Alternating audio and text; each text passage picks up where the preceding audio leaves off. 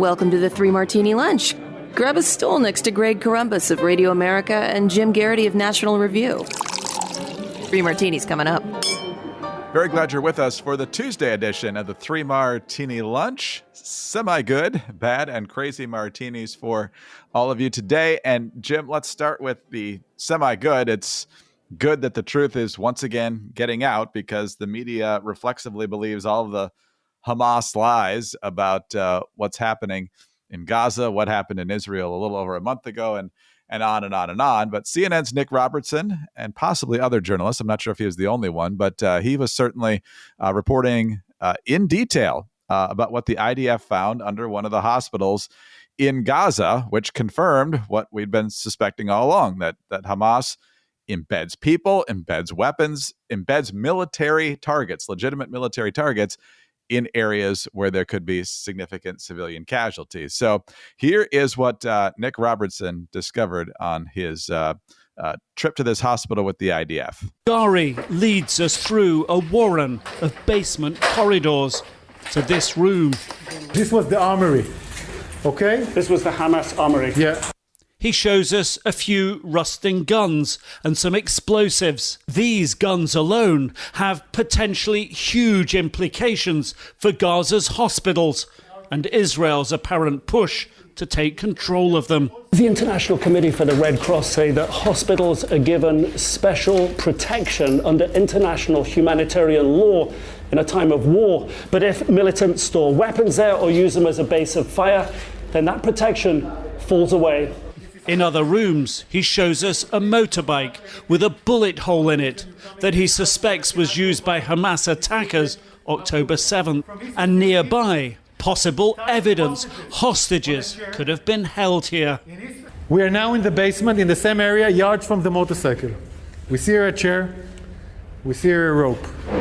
We see here a woman's clothes or a woman's something covering a woman. Do you think a woman was tied up in this chair? This is an assumption going to be checked by DNA. More evidence, Hagari says, points towards Hamas and possible hostage presence below the hospital. So, Jim, this kind of is reminiscent of the situation where the missile struck the hospital and immediately everybody in the mainstream media believed Hamas's words that the missile came from Israel, when in fact it did not. And so getting the truth out during a time of war is difficult, but the IDF keeps doing it. And of course, people are going to claim that the IDF is lying probably, but they seem to have better, stronger, clearer evidence than whatever the latest talking point from Hamas is. Indeed, Greg. And I would urge listeners, if they get a chance, watch the video. I think the audio we played gives you a portion of the sense, but it's better to see it. Robertson is embedded with the IDF forces. There's some interesting footage of him really just being down the street from an ongoing firefight between the IDF and Hamas. He said that the IDF, he agreed to not show faces of the soldiers and certain types of sensitive military equipment, but that the IDF did not have any editorial control over what Robertson said or showed in the video footage that was on there. And that, I think that is useful. Even if you want, is this the IDF side of the story? Yes, I think we should recognize that. He's with the IDF primary press spokesman. Let me pause and say, CNN can drive us crazy sometimes. There are a lot of legitimate criticisms of it. Jim Acosta comes to mind, Brian Stelter, but I think when there is an international crisis, this is when CNN brings out its best. And this reporting by Robertson is more of that, similar to what we've seen in Ukraine, similar to what we've seen in Afghanistan from Calissa Ward.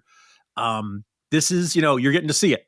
Not quite live as it happens, but very shortly thereafter. And look, there's no denying the sheer scale of the devastation in Gaza City. But you are going with these guys into the hospital. You are seeing the trapdoors. You are seeing the pathways down into the tunnels. You're seeing that these pathways into the tunnels lead into the hospital. And, he lays out the grenades. Those Kalashnikovs look rusty, but they are there. He shows a suicide vest. There's also an IDF's Twitter account has a version of this same footage. And you can see them walking through everything they found. A motorcycle, as they said, that they thought that was used in the Hamas massacre. Look, this makes this hospital no longer an entirely civilian structure, and it demonstrates that Hamas is operating in this hospital, making it a legitimate military target. It means that all these protections that exist in international law go away the moment Hamas starts using it as a military base. Now, does this mean Israel can and should go in willy-nilly? No, but they aren't doing that. Or at least there's no evidence that they're doing that. And I think that as I lay out in today's Morning Jolt, there are certain statements, like Matt Miller, our State Department spokesman, came out and said, really, ultimately, if you want this, the hospitals to not be at risk, Hamas has got to come out of them. Don't blame Israel for firing at Hamas when Hamas is in the hospital. Blame Hamas for operating out of the hospital. And it was joyous to see this kind of moral clarity from somebody in the administration, because the president himself said, well, I want them to be careful of it. Well, thank you, Mr. President. Great. Yes, we do. The statement from Jake Sullivan, our national security advisor, who said, we don't want to see firefights in hospitals. Well, do you think the IDF wants to see firefights in hospitals? Do you think they're really eager to play out the last scene of The Last of Us? No, this is not, there is this assumption that Israel is the one behaving recklessly, that Israel is the one at fault here, when in fact the fault lies with Hamas. Anyway, really good work by Nick Robertson. I think it's really good we get to see this with our own eyes. I'm sure there are people who are going to say, this is all IDF propaganda, and they planted all those grenades there. They planted all those Kalashnikovs. They planted the suicide vests. Well, look, this all fits with what we know of Hamas. We've seen Hamas operating. I went back in today's Morning Jolt. I found several accounts from the New York Times where they describe Hamas and Palestinian Islamic Jihad operatives working out of that hospital. This is, not surprising. This is, Israel faces a very difficult choice, and they're making the best choice for the protection of their own people. And if you really want to blame somebody, blame Hamas. But apparently it's impossible to hold them morally responsible for their own actions. No, good work here by Nick Robertson. Like you said, some at CNN are seeing this clearly. Others, openly calling for pauses and so forth. They also will recite Gaza Health Ministry casualty statistics, or sometimes now it's just Gaza says, because we can't say Hamas, even though Hamas is in charge of all this stuff. It's like the ground itself spoke. Yes, exactly. Now, here's the thing. Lots of us use the shorthand. The White House claims blah blah blah blah. The building itself said nothing. It wasn't Lincoln's ghost. Usually it's shorthand for an administration spokes. So I get that, but if it's coming from Gaza Health Ministries, who answers to Hamas, let's be honest about that with readers and listeners and viewers, and let them draw their own conclusions. Yeah, don't just take that and run. And the Free Beacon reporting that kids as young as 10 were taking part in the massacre on October 7th. Just absolutely horrendous. All right, let's talk quickly about our great sponsor for today, and that is 4Patriots, makers of many fine products. You know about the generators, but there's also the best-selling survival food kits. You lived through COVID, right? You didn't know when stuff was necessarily going to show back up on the shelves, and you don't know when supply lines are going to be disrupted again. So if you have a major power outage or some other emergency, you just want some food on hand, whether it's a few days or a little bit longer than that. And these best-selling survival food kits from 4Patriots, first of all, are delicious. They're designed to last for 25 years if you store them properly. They include real meat and vegetables, so they're good for you in addition to tasting good. Perfect for taking on camping trips or picnics, so they're extremely portable. All you need to do is boil water over a fire, simmer, and serve, so you can enjoy hot meals and stay safe until order is restored. Visit 4patriots.com/martini to see this week's discounts and deals before they are gone, and to get free shipping on orders over $97. Save more and get peace of mind now by going to the number 4patriots.com/martini. That's 4patriots.com/martini. On to our bad martini now, and this is kind of a double-fisted bad martini here, but let's start with yesterday's vote on the House floor. It was to impeach the Homeland Security Secretary Alejandro Mayorkas. And if there's anybody in this administration who deserves to be impeached, it's Alejandro Mayorkas, who has basically done everything possible to facilitate this endless wave of illegal migration into this country, while constantly gaslighting us that the border is secure, and they're doing everything possible to keep the border secure. If you were doing everything possible to keep the border secure, we wouldn't have 8 million people entering the country illegally, and on and on and on it goes. But yesterday, 8 House Republicans decided that they didn't want to impeach Alejandro Mayorkas, and he would be acquitted in the Senate. But still, the point is important to make. Those 8 were Ken Buck of Colorado, Darrell Issa, California, Tom McClintock, California, Patrick McHenry, North Carolina, John Duarte, California, Virginia Fox, North Carolina, Cliff Benz of Oregon, and Mike Turner of Ohio, who is the intelligence committee chairman. Meanwhile, this House Speaker, Mike Johnson, has been trying to jam through individual spending bills. He's running out of time, though. I think he's got 3 done, so he's going to have a continuing resolution till early next year to avoid the Christmas tree of appropriations in December. It's not what he would ideally prefer. It's not what any of us would ideally prefer. The Freedom Caucus is rebelling on this, so it's looking like Democratic votes are probably going to line up to get this across the finish line. And if you have to keep making deals with Democrats, the deal is going to get worse and worse over time. So hopefully between now and then, if this gets done this week, the Republicans can get some unity on this issue as well as a lot of others. So, Jim, we've got a speaker. The place is running, sort of. What do you make of the latest? Well, first of all, for the 8 Republicans who chose not to impeach Mayorkas, I'm just kind of like, what do you need to see? Right. What's like, you're like, well, let's hold out. Maybe he's going to turn it around in the next month or two. I really don't think that's going to happen. I think Alejandro Mayorkas is a really known quantity. You've questioned him up on the Hill plenty of times. He's told you the border is secure. You've seen the footage of the migrants going across the border. Like, what's lacking there? What do you tell us what you need to see to get to yes? And my guess is we can probably provide that. So. And if your answer is, well, I'm never going to get to yes, I think Mayorkas is either you think Mayorkas is doing fine or the House has no business impeaching him. Or if you want to say there's no point in doing this because the Senate's not going to act on it. Okay, I can understand that thinking. But I just don't see, like, the decision is before you. Does this guy deserve to stay in his job or not? And you're saying yes. And it's just very tough to picture how a Republican gets to that position. And regarding the spending bills, look, I have great sympathy for the speaker. When McCarthy worked up that deal to wrap this up a little bit before Thanksgiving to buy time, the expectation is that, well, we'd get to work really fast and then we start passing those appropriations bills. Nobody expected we'd go without a speaker for 3 weeks, in large part because of, if not people who are in the House Freedom Caucus, that mindset, that mentality, allies of that. I know Hugh Hewitt likes to call it the knucklehead caucus, but I think you've got to give Mike Johnson some more time to get these individual appropriations bills passed. I don't think he's being unreasonable. Originally, the House Freedom Caucus were the ones who were okay with this idea of this stepladder approach. We're going to do temporary, we're going to get as much done before the deadline of the government shutdown as we can. Anything we don't do, we're going to extend the current funding at current levels for another month, 2 months, for whatever amount of time we think we need to pass the other individual spending bills.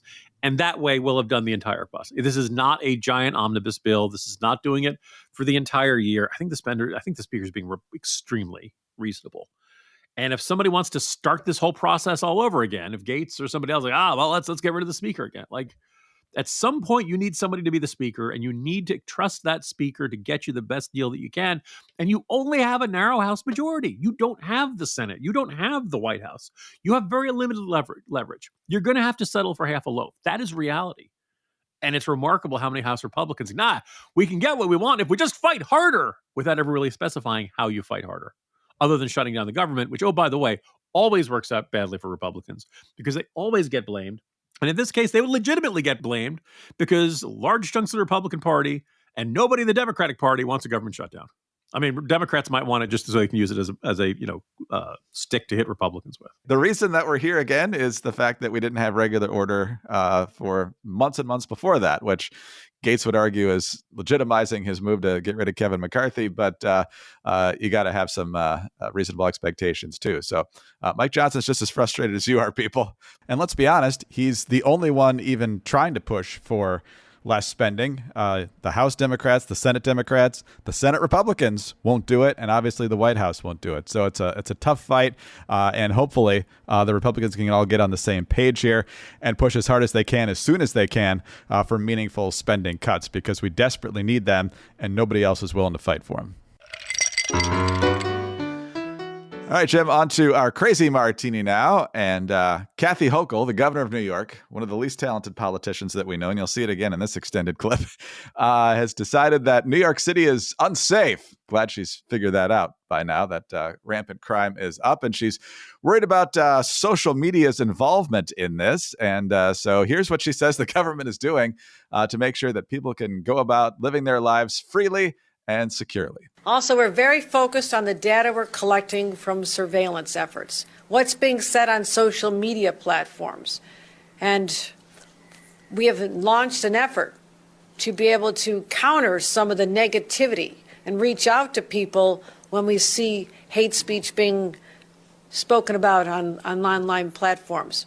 Our media analysis, our social media analysis unit has ramped up its monitoring of sites to catch incitement to violence, direct threats to others.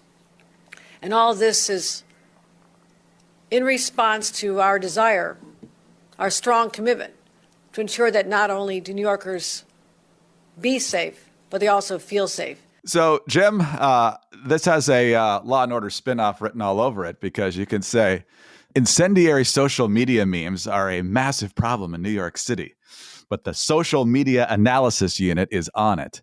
These are their stories. Don't you feel so much safer that Kathy Hochul and her team of leftists are poring over everybody's social media posts? Dung dung. Yes.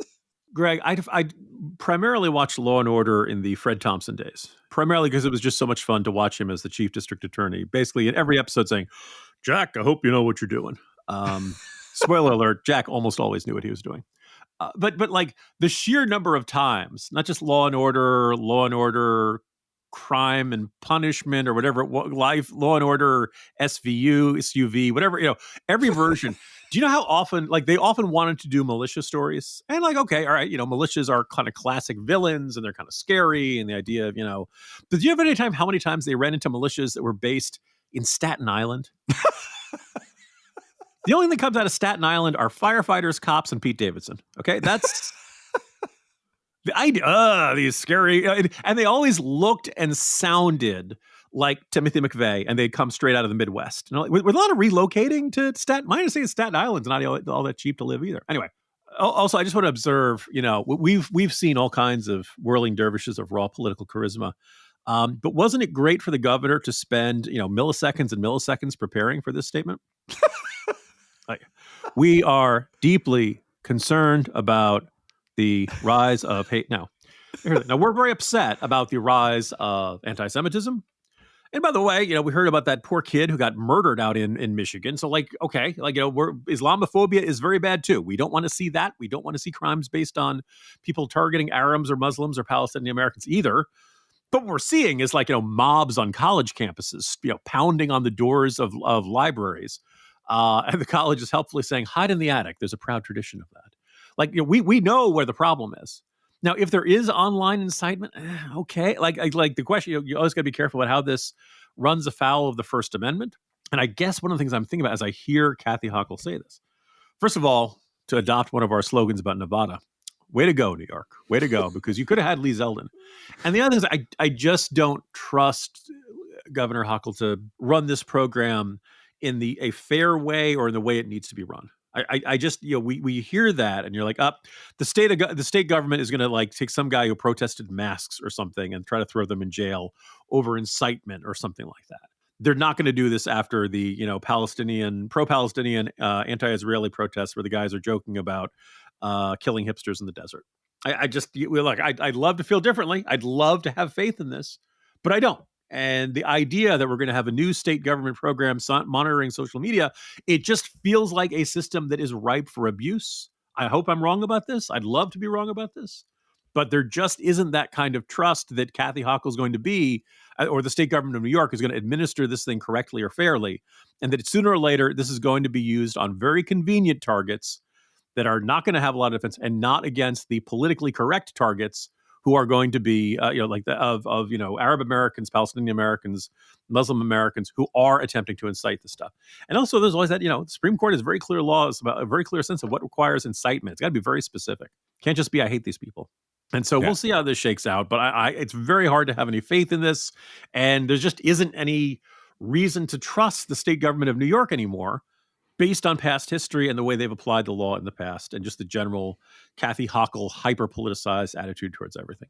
Yeah. You want people to feel free to exercise their beliefs. Your administration was harassing Jewish folks in the Williamsburg area of New York about vaccine mandates when they had religious objections. Another thing, and this is probably more Manhattan DA than Kathy Hochul, when people are mugged on the street and harassed on the platform and people intervene to stop them, the people that intervene aren't the bad people.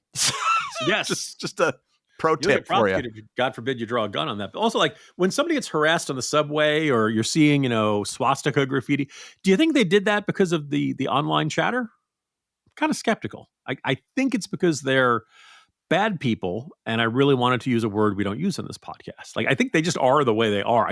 We're looking for social media incitement, I think, because it's a convenient scapegoat. It's a convenient target.